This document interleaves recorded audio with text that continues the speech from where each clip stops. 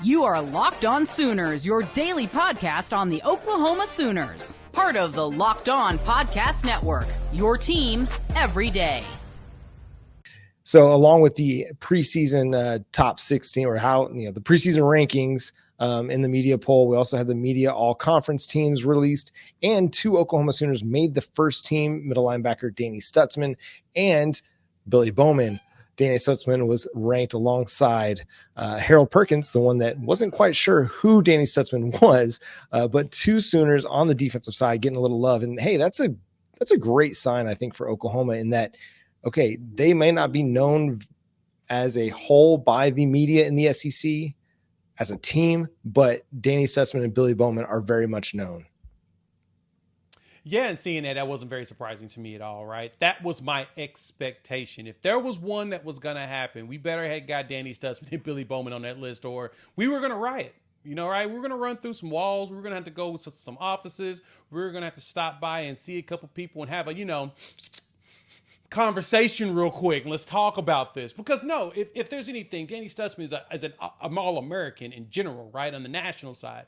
Most of the national publications have made him an All-American, and in that case, that's not something you pass on. That's not something that you pretend like doesn't exist, right? Now, I get Harold Perkins. We joke about that. The kid focuses on his own team and only his team. Totally get that.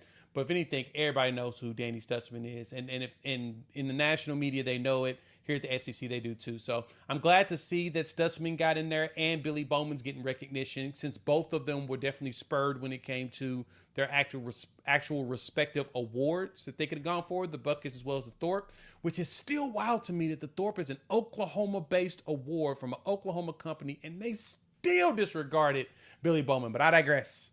We won't be mad this year. Billy Bowman's goal is to beat last year's 3 interceptions returned for a touchdown, so he wants 4 pick sixes. See if he can get that, and being on this list, it's going to help out a lot.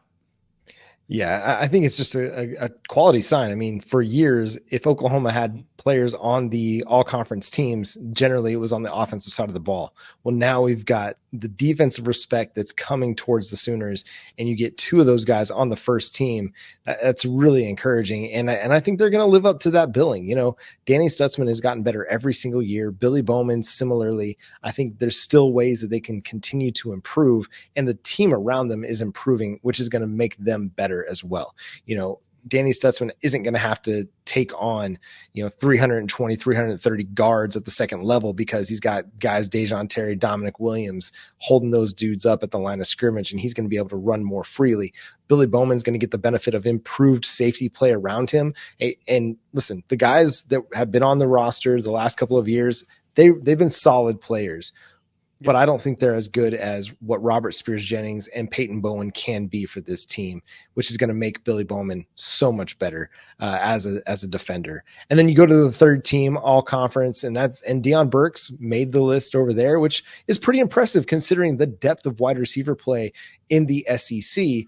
This is a guy that is on the verge. He's probably going to have a breakout season for the Oklahoma Sooners, but he hadn't done it yet. Coming over from Purdue, had a solid season for Purdue, but it wasn't, breathtaking and, catching everybody's eyes.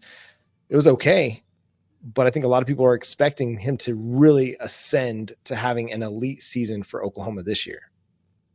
Yeah, and then Nick Anderson is one that kind of surprised me. He got a couple votes. I actually saw it was CJ Vogel from On Texas. Kind of fascinating. He hit his with the Nick should be on this list, and he actually argued with Texas fans about it on there. Right? I thought that was fascinating that he actually felt the need to argue with Texas fans to let them know, no, Isaiah Bond's not going to be above Nick Anderson. Nick Anderson's numbers already show you that he should be above Bond. And even funny, when you look at that list, right? When you look at the list, there's like one Texas player on there. That, to me, was more shocking than anything. With everyone being so high on Texas, we got like Kelvin Banks Jr., which was expected. He's been slated as a first-round pick for like the last 2 years. But he's the only dude. And he's on the offensive side of the ball. So there's questions we had about our rival. It's definitely been the defense. Curious to see how that plays out for them. But I love to see that we got 2 guys. And, then you get the third teamer to go along with that with Burks. Aside from Nick Anderson, anybody else you felt like might have been deserving of a little bit of all conference love in the preseason? Yeah, Dominic Williams also was one that I kind of thought would have got some recognition, but so he was a freshman All-American. And last year, I don't think he had the greatest season because everybody was paying attention to him. I mean, when you show up as a freshman All-American, it typically what happens to you, right?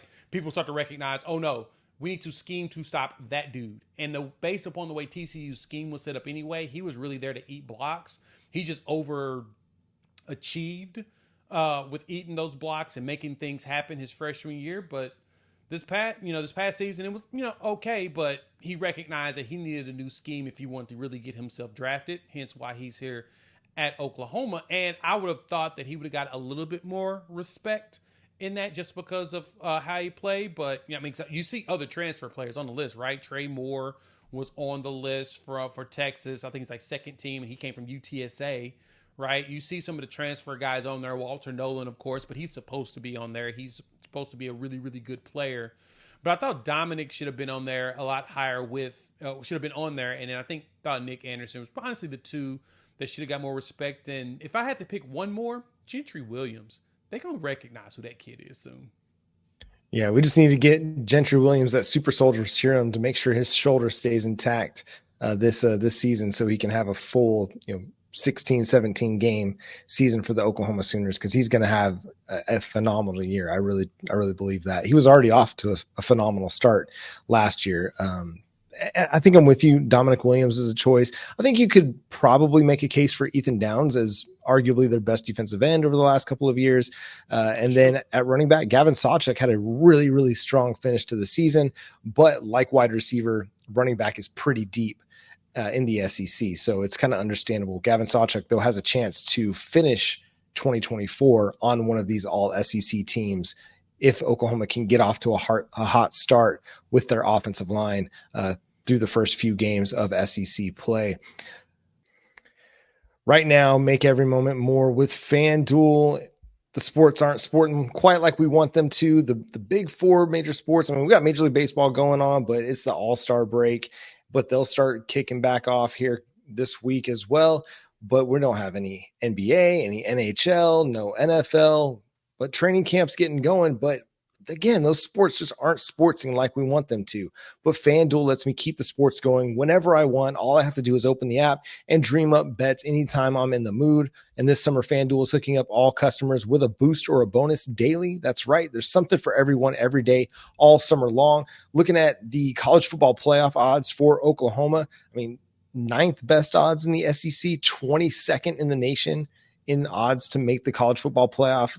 Being a little bit underrated right now over on FanDuel. So if you want to get in on the action right now, plus 490, meaning you lay $100 down, you can make $490 back if the Oklahoma Sooners make the college football playoffs. So just a really intriguing betting option there. So go over to FanDuel.com and start making the most out of your summer. FanDuel is an official sports betting partner of Major League Baseball.